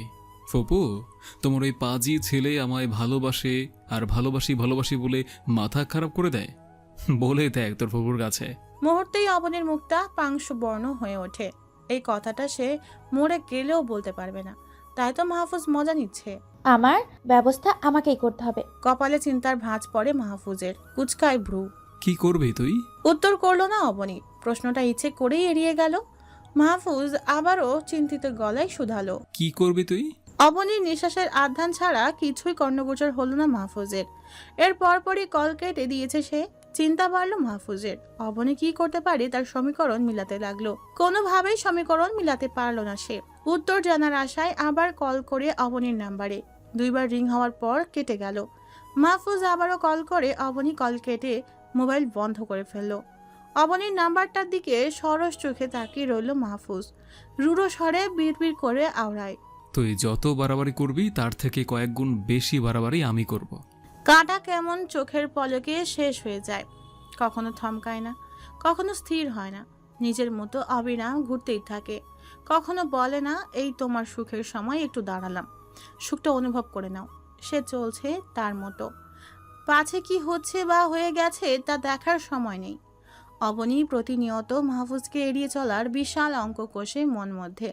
বইয়ে মুখ ডুবিয়ে থাকে সারাক্ষণ বইয়ে মুখ গুজে থাকে বলে বিরক্ত হয় নাদিয়া। ব্রুকুচকে নাক উঁচু করে তাকিয়ে থাকে অবনীর দিকে। মাঝে মাঝে বিরক্ত হয়ে নাদিয়া বলে, বিদ্যাসাগর বোধ হয় তোর মতো পড়তো না, পড়াশুনোর বাইরেও জীবনটাকে উপভোগ করতে হয়, সারাদিন পড়তে পড়তে পাগল হয়ে যাবি তুই। তবে সেসব গায়ে মাখে না, সে তো পড়ে না, কেবল হৃদয়ে আঘাত হানা চাহনি থেকে নিজেকে বাঁচিয়ে রাখে, কারো প্রেমে মুখ থুবড়ে পড়া থেকে নিজেকে সংযত রাখে, নিজের মনের সুপ্ত অনুভূতি আড়াল করে রাখে, ভালোবাসা সাড়া দেওয়ার ভয়ে পালিয়ে বাঁচে সে। বেশ কিছুদিন কেটে গেছে, নিজেকে আরো গুটিয়ে নিয়েছে অবনী। খুব প্রয়োজন ছাড়া রুম থেকে বের হয় না সে। আর মাহফুজ বাসায় আসলে তো নাই। কখনো কখনো ভুলে সকালে কিংবা রাতে খাবার টেবিলে দুজনের দেখা হয়ে যায়, চোখে চোখ পড়ে। অবনী অপরাধীর মতো নত করে দৃষ্টি, আর মাহফুজের চোখে থাকে হাজারো অভিযোগ আর অভিমান। যেদিন খাবার টেবিলে অবনী না আসে সেদিন কাতর চোখে দরজার পানি চেয়ে থাকে মাহফুজ। এই বুঝি অবনী আসবে, তার কাতর চোখে তৃষ্ণা মেটাবে। মাঝে মাঝে মাহফুজের চোখে তৃষ্ণা মিটে, তো মাঝে মাঝে তৃষ্ণার্ত আঁখি জোড়া নিয়েই ঘুমোতে যায় সে। তৃষ্ণার্ত আঁখি জোড়ায় কখনো ঘুম দেখা দেয়, আবার কখনো দেয় না। সাই সাই করে ঘুরতে থাকা সিলিং ফ্যানের দিকে তাকিয়ে থাকে নিমেষহীন। নির্ঘুমে কেটে যায় রাত। খাবার টেবিলে আজও মুখোমুখি বসে আছে মাহফুজ আর অবনী। অবনীর সম্পূর্ণ মনোযোগ খাবারে হলেও মাহফুজ আর চোখে বারবার তার দিকে তাকাচ্ছে। ব্যাপারটা আন্দাজ করতে পেরে মুখটা গম্ভীর হয় অবনীর। অবনীর খাওয়া প্রায় শেষের দিকে। আফসানা খানমকে ডাকে সে। ফুপু, তিনি জবাব দিলেন, আমি একটা টিউশন পেয়েছি। খাওয়া বন্ধ করে অবনীর দিকে তাকালেন তিনি। মাহফুজও কপাল কুঞ্চিত করে চেয়ে রইল। হঠাৎ টিউশন? তোর বাবা জানে? অবনী এক পলক মাহফুজের দিকে তাকায়, তারপর নতস্বরে বলে, মায়ের মতো টিচিং প্রফেশনটা আমারও প্রিয়। অফারটা যেহেতু পেয়েছি তাই আর না করিনি। ভাবছি শিক্ষক বিবিএটা কমপ্লিট হলে নিবন্ধনটা করে ফেলবো। পড়াশোনায় যেন কোনো ক্ষতি না হয় সেদিক খেয়াল রাখিস। তা কয়টা থেকে টিউশন? বিকাল থেকে। আকস্মাৎ শব্দ যুগে হাসতে লাগলো মাহফুজ। হাসির শব্দ শুনে সবাই তার দিকে অদ্ভুতভাবে তাকায়। এভাবে হাসছিস কেন? আফসানা খানম ব্রুকুচকে প্রশ্ন করলেন। কতক্ষণ পেট চেপে হাসে মাহফুজ, তারপর কোনো রকম হাসি থামিয়ে বলে, কিছু না, অফিসের একটা ঘটনা মনে পড়েছে, তাই হাসলাম।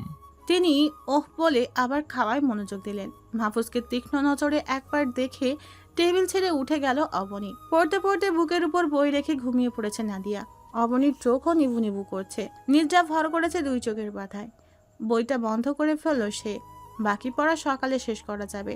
তৃষ্ণা পেল তার। রুমে থাকা জগটায় হাত দিয়ে দেখলো সম্পূর্ণ খালি এটা। তপ্ত শ্বাস ফেলে সে। জগটা নিয়ে রুম থেকে বের হয় ফিল্টার থেকে পানি আনার জন্য। ড্রয়িং রুমের টিভিতে খেলা চলছে, খেলা দেখছে মাহফুজ। অবনী জগ নিয়ে হনহনিয়ে সোজা রান্নাঘরে চলে গেল। মিনিট পাঁচেকের মাথায় পানি ভর্তি জগ নিয়ে ফিরে আসতে নিলেই পিছু ডাকে মাহফুজ। নিজেকে খুব চালাক ভাবিস তাই না? পা থমকে যায় অবনীর। মাহফুজের ডাকটা উপেক্ষা করে চলে আসতে নিলেই মাহফুজ তীক্ষ্ণ স্বরে বলে, সামনে এক পাও এগোবি না, তোর সাথে কথা আছে আমার। জগটা দু হাতে জড়িয়ে সেখানে স্থির আর অনর রইল সে। যারা নিজেদের চালাক ভাবে তারা যে আসলে বোকা, সেটা জানিস? কুলু পেটেছে অবনী, মুখটা কালো করে নিরুত্তর রইল সে। এই বুঝি তোর ব্যস্ততা? রুম থেকে বের না হওয়া, আমার থেকে পালিয়ে বাঁচার জন্য বিকেলে টিউশনি করা, একটু বাচ্চামো হয়ে গেল না? সো ম্যাম, আমি তো বিকেলে বাসায় থাকি না, ফিরে তো সন্ধ্যার পরে। অবনী সরস চোখে তাকায় মাহফুজের দিকে। মাহফুজ ব্যঙ্গ করে বলে, আমার থেকে দূরে দূরে থাকার জন্য আরো ভালো ফোন দিয়ে আটতে পারতি, এটা একেবারে নড়বড়ে। হক চকায় অবনী, তবে মাহফুজকে বুঝতে দিল না। খড় গলায় জবাব দেয়, এখন কি আমার শখও থাকতে পারি না? ও মা, তাই বুঝি? তা এতদিন এই শখটা কোথায় ছিল? আগে তো কখনো শুনিনি, হঠাৎ করেই বা উদয় হলো কেন? ধরা পড়ে যাওয়ায় হাতের জগটা চেপে ধরে সে। হটকারিতার সময়ের দিকে খেয়াল ছিল না তার। মাহফুজের মুখোমুখি হওয়ার ভয় তাকে সকালে আর রাতে, এই দুটো সময় টিউশন রাখা দরকার ছিল। অবনী ধরা পড়ে যাওয়া মুখটা দেখে নৈশব্দে হাসে মাহফুজ। মাগরিবের পর টিউশনি শেষ হলে একটা কল করিস আমাকে, দুজন না হয় একসাথেই ফিরলাম বাসায়। বলে চোখ মারল সে। অবনী দাঁত কিরমির করে রুমে চলে গেল। 2 দিন পরের কথা, সকাল 6:30। ফরজ নামাজ পড়ে বিছানায় গা এলিয়ে দিয়েছিল মাহফুজ। ফজরের পরে ঘুমানো তার অভ্যাস, কিন্তু আজ এপাশ ওপাশ করেও ঘুম ধরা দিল না তার চোখে। বাধ্য হয়ে ড্রয়িং রুমে এলো সে। আফসানা খানম বাইরে থেকে বাসায় ঢুকে সোফায় মাহফুজকে শুধালেন, আজ এত সকাল সকাল উঠে পড়লি? ফজর নামাজ পড়ে আর ঘুম আসেনি। তুমি এত সকাল কোথা থেকে আসলে? অবনীকে এগিয়ে দিয়ে এলাম। কপালে ভাঁজ পড়ে মাহফুজের। কেন, ও আবার কোথায় গেল? টিউশনে। টিউশন তো বিকেলে। না, সকালে। সময় পরিবর্তন করেছে। কিছু খেয়ে গেল না মেয়েটা, তাড়াহুড়ো করে চলে গেল। বলেই রান্নাঘরের দিকে অগ্রসর হলেন তিনি। সকালের নাস্তার আয়োজন করতে হবে। ঘুম না হওয়ায় এমনিতেই মাথাটা ভার ছিল মাহফুজের। কথাটা শুনে মুহূর্তেই মেজাজ চটে গেল তার। বেশি চালাকি ভালো না অবনি। আমিও দেখি আমার থেকে দূরে যাওয়ার জন্য ঠিক কি কি করতে পারিস তুই। কোনো এক গভীর রাত, গভীর নিদ্রায় নিমজ্জিত সবাই। ঘুম নেই শুধু মাহফুজের চোখে। রান্নাঘরে কিছু একটা ঘাঁটাঘাঁটি করছে সে, আর একটু পর পর মোবাইল দেখছে। প্রয়োজনীয় সবকিছু নিয়ে নিজের রুমে গেল এবং রুমের দরজা ভালো করে এঁটে দিল যেন শব্দ বাইরে না যায়। তারপর হ্যান্ড বিটার দিয়ে কিছু একটা বিট করতে থাকে। রাত তখন 2:30। ওভেনে কিছু একটা বানিয়ে নিজের রুমের দিকে গেল সে। অবস্থা নাজেহাল তার। কপালে গালে ময়দা শুকিয়ে লেগে আছে। দেরি করে না সে অবনীর নাম্বারে কল করে। প্রথমবার রিসিভ না করলেও দ্বিতীয়বারে রিসিভ করে। ঘুম ঘুম গলায় বলে, হ্যালো, কে? অবনীর ঘুম জড়ানো কণ্ঠ শুনে থমকায় মাহফুজ। হাত পা অসাড় হয়ে এলো তার। কণ্ঠে যেন মাদকতা মিশানো। ফাঁকা ঢোক গিলে মাহফুজ জবাব দেয়, আমার রুমে আসবে একটু? কান থেকে মোবাইল সরাই অবনী। স্ক্রিনে মাহফুজের নাম জলজল করছে। সময় দেখলো, খড় গলায় বলে, এত রাতে আমার রুমে কেন যাব? একটু দরকার ছিল। ভয় হলো অবনীর। পুরুষ মানুষ আশ্রয়স্থল, ভরসাস্থল। কোনো কোনো সময়ই সেই পুরুষ মানুষই বিপদের কারণ হয়ে ওঠে, ধারণ করে ভয়ঙ্কর রূপ। যদি ভালোবাসা পাওয়ার প্রবল আকাঙ্ক্ষায় কোনো ভুল কাজ করে বসে, 2 তরফের সম্মান নিয়ে টানাটানি হবে। অবনী তৎক্ষণাৎ সোজাসাপটা ভাষায় জবাব দিল, এত রাতে যেতে পারবো না, যা দরকার সকালে মিটিয়ে নিও। ফোন রেখে দিতে নিলে মাহফুজ কাতর গলায় বলে, ভয় পাচ্ছিস? আমার মা আমাকে এই শিক্ষা দেয়নি। একটু আয় প্লিজ, সকালে মিটিয়ে নিতে পারলে তো আর এখন আসতে বলতাম না। অবনী কিছু না বলে চুপ রইল। মাহফুজ অনুনয় করে, আয় প্লিজ, জাস্ট 10 মিনিট, এরপরে চলে যাস। কিছুক্ষণ থম মেরে বসে রইল অবনী। মিনিট 10 যাওয়ার পর উঠে গেল সে। অবনী উঠে যাওয়ার পরে ধপ করে চোখ মেলে তাকায় নাদিয়া। গুটি গুটি পায়ে মাহফুজ রুমে যেতেই নিজ হাতে বানানো কেকটা অবনীর সামনে এনে বলে নমনীয় স্বরে বলে, শুভ জন্মদিন। চমৎকৃত হয় অবনী। আজ তার জন্মদিন মাথায় ছিল না। আশ্চর্যান্বিত চোখে মাহফুজের দিকে তাকিয়ে রইল অপলক। মুখের অবস্থা দেখে হাসি পেল তার। খেয়ে দেখ কেমন হয়েছে। সময় বের করে একটা বেকিং ক্লাস করেছি। পুরুষ মানুষ তো তাই সব গুলিয়ে যায় আর কি, তাই ইউটিউব দেখেই সম্পূর্ণ করলাম। মানুষ তার পাগলামি দেখলে কেমন জানি করে অবনীর বুকের ভেতরটাই। একটু ভালোবাসা পাওয়ার জন্য মানুষ তার কত আয়োজন। অবনী কাঁপা কাঁপা হাতে একটু কেক মুখে নিল। মুখে নিতেই চোখ মুখ কুঁচকে এলো তার। বিষিয়ে উঠল মুখের ভিতরটা। অবনীর মুখের অভিব্যক্তি দেখে মাহফুজ বলে, ভালো হয়নি, হ্যাঁ? জবাব না দিয়ে বহু কষ্টে মুখের কেকটা গিলে অবনী। একটু কেক নিজেও মুখে দেয় মাহফুজ। মুখে দিতেই তড়িঘড়ি করে ফেলে দিল সেটা। মাথা চুলকে বলে, আসলে তাড়াহুড়ো করতে গিয়ে চিনি আর লবণের পার্থক্যটা বুঝতে পারিনি। নিজের মায়ের জন্য কখন এসব পাকলামো করেছো? অবনীর প্রশ্নটা বুঝলো না মাহফুজ। নির্বুদ্ধের মতো তাকিয়ে রইল। ফুপুর জন্য কখন এমন পাকলামো করেছো? সেম কাজটা ফুপুর জন্য করলে কত খুশি হতো জানো? কখনো তাকে জন্মদিনের শুভেচ্ছা জানিয়েছো? মাহফুজ শান্ত গলায় জবাব দেয়, না, মায়ের জন্য কখনো এমন পাগলামো করার প্রয়োজন পড়েনি। কেননা গর্ভে আসার পরেই না দেখেই ভালোবেসেছিল মা। আর ভূমিষ্ঠ হওয়ার পর ক্রমান্বয়ে সেই ভালোবাসার মাত্রা কেবল বেড়েই চলেছে। মায়ের ভালোবাসা পাওয়ার জন্য আলাদা করে ইমপ্রেস করতে হয়নি তাকে। ইমপ্রেস করতে হয় তাকে যে ভালোবাসা বোঝে না, সব কিছু বুঝেও না বোঝার ভান করে। মাহফুজের রুম থেকে এসে মাত্রই শুয়েছে অবনী। আচমকা নাদিয়া বলে ওঠে, বাবা, প্রেম তো জমে ক্ষীর। ভাই আমার রাত বিরাতে কেক বানাচ্ছে, প্রেমিকাকে ডেকে নিয়ে খাওয়াচ্ছে। তা মাকে বলবো নাকি তার ঘরে বউ আসার সময় হয়েছে, নাকি বলবো আমার ফুপি হওয়ার মন চাইছে? শিখিয়ে দে না প্লিজ। অবনী জবাব না দিয়ে পাশ ফিরে শুয়ে পড়ল। কথা বাড়ালেই নাদিয়া মজা নেওয়া শুরু করবে। একটা ডিল কনফার্ম করতে এসেছে সাইফুল আর মাহফুজ। মিটিং ফিক্স করা হয়েছে রেস্টুরেন্টে। ক্লায়েন্ট আসতে অনেক দেরি।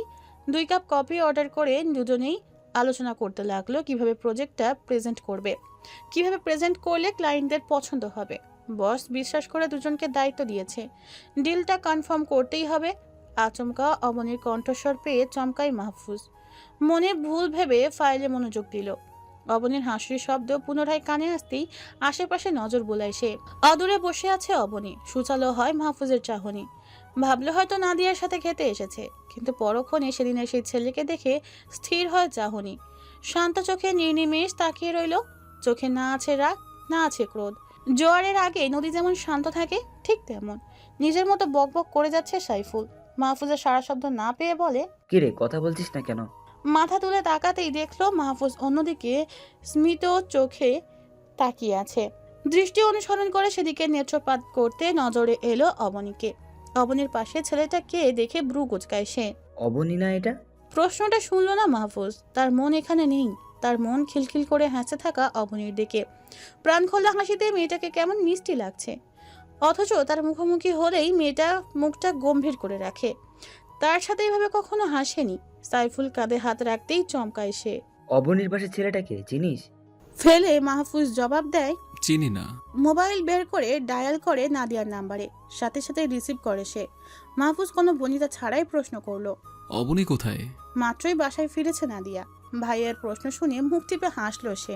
অবনীর নাকি কি কাজ আছে, কাজ শেষ হতে নাকি দেরি হবে, আমার ভালো লাগছিল না তাই বাসা চলে এসেছে। জিজ্ঞেস করিসনি কি কাজ? হবে হয়তো কোনো দরকারি কাজ, তাই আর জানতে চাইনি। আর কথা না বাড়িয়ে কল কেটে দেয় মাহফুজ। শুকনো গলায় বলল, দরকারি কাজ রেস্টুরেন্টে, তাও একটা ছেলের সাথে। ভালো। কিচ্ছু বলবি না তুই ওকে? কি বলবো, ও তো আর ছোট না। যার যার পছন্দ থাকতেই পারে। কাজে কনসেন্ট্রেট কর। ডিলটা আমাদের কনফার্ম করতেই হবে। মিটিংয়ের সময় বদলেছে, এখন হবে না, রাতে আসবে তারা। আর রাতেই মিটিং হবে। বিরক্ত হয় দুজনেই। সারা বড় বড় কোম্পানিগুলো নিজেদের কি ভাবে কে জানে। সব কিছু রেডি করলাম আর এখন বলে আসবে না। সাইফুলের কণ্ঠে রাগের আভাস। ফাইলগুলো ব্যাগে নিয়ে মাহফুজ বলে, সে যাই বল, আরও একটু সময় পেলাম প্রজেক্টটাকে আরও একটু গোছানোর। এই প্রজেক্টটা কিন্তু তোর আর আমার জন্য টার্নিং পয়েন্ট। প্রমোশনের ব্যাপার আছে। তারপর আশেপাশে ওয়েটারকে খুঁজলো। 2 টেবিল পরে একজন দাঁড়িয়ে আছে। মাহফুজ বড় গলায় ডাকলো, এক্সকিউজ মি। সোহেলের সাথে কথা বলার মাঝখানে সহসা মাহফুজের আওয়াজ পেয়ে চমৎকৃত হয় অবনী। হাত পা ঠান্ডা হয়ে এলো তার। যদি তাকে আবারও সোহেলের সাথে দেখে কোনো সিন ক্রিয়েট করে মাহফুজ, ভয়ে বুকের ধুকপুকানি শুরু হলো। চোখ মুখে ভর করে আতঙ্ক। Anything wrong? আপনি এমন করছো কেন? ভয়ে গলা দিয়ে শব্দ বের হয় না তার। তবে এই ভয়টা কেন পাচ্ছে? মানুষটা কষ্ট পাবে বলে? আরে তুই ওদিকে কোথায় যাচ্ছিস? রক্তশূন্য হয়ে পড়ে অবনীর মুখ। অধিক বলতে তাদের দিকেই বুঝিয়েছে, তার বোঝার বাকি নেই অবনীর। ঘামতে লাগলো সে। মাহফুজ কি তবে রাগারাগি করবে? তবে অবনীকে চমকে দিয়ে রেস্টুরেন্টের ওয়াশরুমের দিকে চলে গেল মাহফুজ। কি হয়েছে আপনি? শরীর খারাপ লাগছে? কিছু বলছো না কেন? ডাক্তারের কাছে নিয়ে যাব? অসহায় চোখে তাকায় অবনী। তার অন্তঃস্থলে অদৃশ্য ঝড়ের যে তাণ্ডব চলছে তা সে কাউকে বলতে পারবে না। ক্ষণকাল বাদে তাদের টেবিলের সামনে এসে দাঁড়ায় মাহফুজ। গলা শুকিয়ে এলো অবনীর। ভয়ার্ত চোখে তাকায় একবার মাহফুজের দিকে। চোখে চোখ পড়ে দুজনার। অবনীর চোখে ভীতি থাকলেও মাহফুজের দৃষ্টি একেবারে শান্ত। দুজনের দিকে এক পলক তাকিয়ে হনহনিয়ে চলে গেল সে। মাহফুজের এমন নীরবতা অবনীর ভয়টাকে আরো দ্বিগুণ করে দিল। রাগ ছাড়লেও এতটা ভয় হতো না যতটা ভয় না তার নিস্তেজ চাহনি দিয়ে গেছে। তড়িঘড়ি করে উঠে দাঁড়ায় সে। ব্যাগটা কাঁধে নিতে সোহেল বলে, ও মা চলে যাচ্ছ? আমার কথা শেষ হয়নি তো। অন্য একদিন কথা হবে, আমার এখন উঠতে হবে। এক ছুটে বাইরে গেল। মাহফুজকে বলতে হবে তাদের মাঝে কিছু নেই, কিন্তু সে বেরোতে বেরোতে মাহফুজ চলে গেছে। আজকে পড়ায় মনোযোগ নেই অবনীর। নখ খুঁড়ছে সে। সন্ধ্যা পেরিয়েছে সেই কখন, কিন্তু মাহফুজের আসার নাম নেই। সে উৎকণ্ঠা হয়ে আছে মাহফুজকে সবটা বলার জন্য। আফসানা খানম ওদের রুমে এলেন। আজ মাহফুজের আসতে দেরি হবে, আমিও একটু পরে ঘুমিয়ে যাব, শরীরটা ভালো লাগছে না।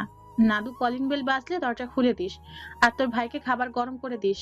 আমি গেলাম, মনে হচ্ছে এখন একটু না ঘুমালে মাথা ফেটে যাবে ব্যথায়। বলে তিনি চলে গেলেন। একটু একটু করে সময় বাড়ছে। ঘড়ির ডং ডং শব্দে ধ্যান ভাঙে অবনীর। 12টা বাজে, কিন্তু এখনো মাহফুজ আসেনি। পরপর কয়েকবার হাই তুলে নাদিয়া। বইটা হাতে নিলে আমি আর চোখে মুখে পথ দেখি না। কোথা থেকে যে এত ঘুম আসে। তোর ভাইকে কল দিয়ে দেয়, কোথায় আছে? নাদিয়া 2বার কল দিলেও রেসপন্স করেনি মাহফুজ। বোন, আমি গেলাম ঘুমের দেশে, আর পারছি না। বইয়ের লেখা নিশ্চয়ই ঘুমের ঔষধ আছে। তোর লাভার আসলে দরজা খুলে দিস। তোদের মাঝে আর হাঁটি হলাম না। তুই কিন্তু বাড়াবাড়ি করছিস নাদিয়া। অবনীর কথাকে তোয়াক্কা করলো না নাদিয়া। বালিশ চড়িয়ে গভীর ঘুমে তলিয়ে গেল সে। ঘুম নেই অবনীর চোখে। টেনশনে ঘুম আসছে না তার। মিনিট 10 যেতেই নাদিয়ার ফোন বেজে উঠল। অবনী ডাকে নাদিয়াকে। ঘুম জড়ানো চোখে তাকায় সে। চোখ দুইটা টকটকে লাল। তোর ভাইয়া ফোন করছে, ফিরেছে নিশ্চয়ই। নাদিয়া হুম বলে আবারও ঘুমিয়ে গেল।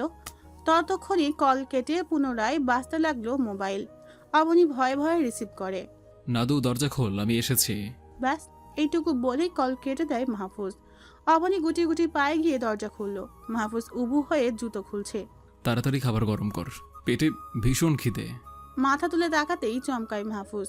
তপ্ত শ্বাস ফেলে পুনরায় বলে, ও তুই? আমি ভাবলাম নাদু বুঝি। যা ঘুমিয়ে পড়, খিদে নেই আমার। একটু আগেই তো বললে। ভুল বলেছি। বলে গটগটিয়ে নিজের রুমে চলে গেল মাহফুজ। 20 মিনিট পরে মাহফুজের দরজায় টোকা দেয় অবনী। রিনরিনে গলায় প্রশ্ন করলো, হয়েছে তোমার? ভেতর থেকে জবাব এলো না। অবনী পুনরায় বলে, আসবো ভেতরে? এবারেও কোনো সারা শব্দ নেই। সাহস করে রুমে ঢুকে পড়ে অবনী। মাহফুজ মশারি টানাচ্ছে।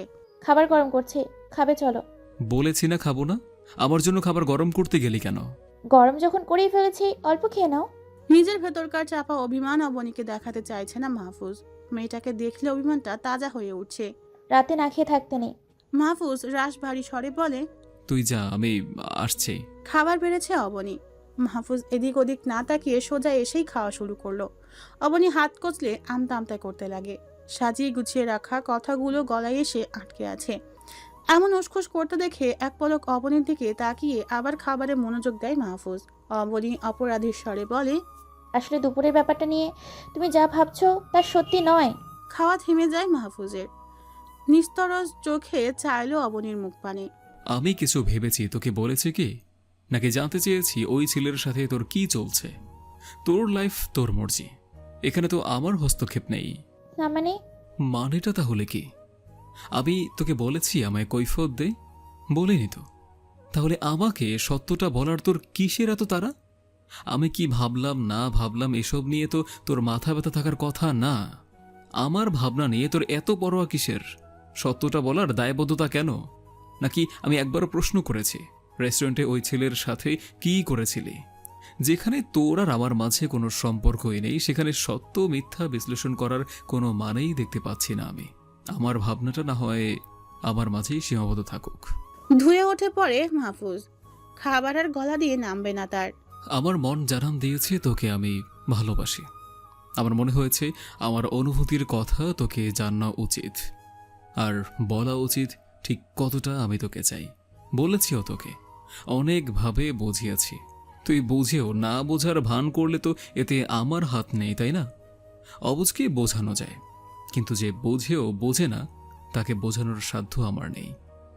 আর তুই যেমন আমার থেকে দূরত্ব বাড়িয়েছিস, আমিও না হয় আরও একটু বাড়লাম দূরত্ব।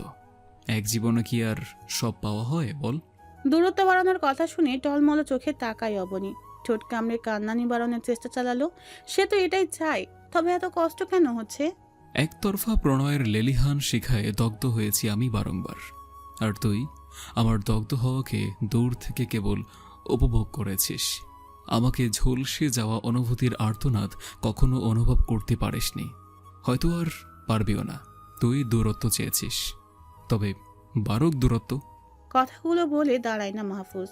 নিজের রুমে চলে গেল, দরজা বন্ধ করে পিঠ ঠেকায়, বিড়বিড় করে আওড়ায়। এবার দগ্ধ হওয়ার পালা তোর। সোজা পথে যা আদায় করা যায় না, তার জন্য উল্টো পথ ধরতে হয়। দেখি কতদিন মনের সমস্ত আবেগ অনুরক্তি লুকিয়ে রাখতে পারিস।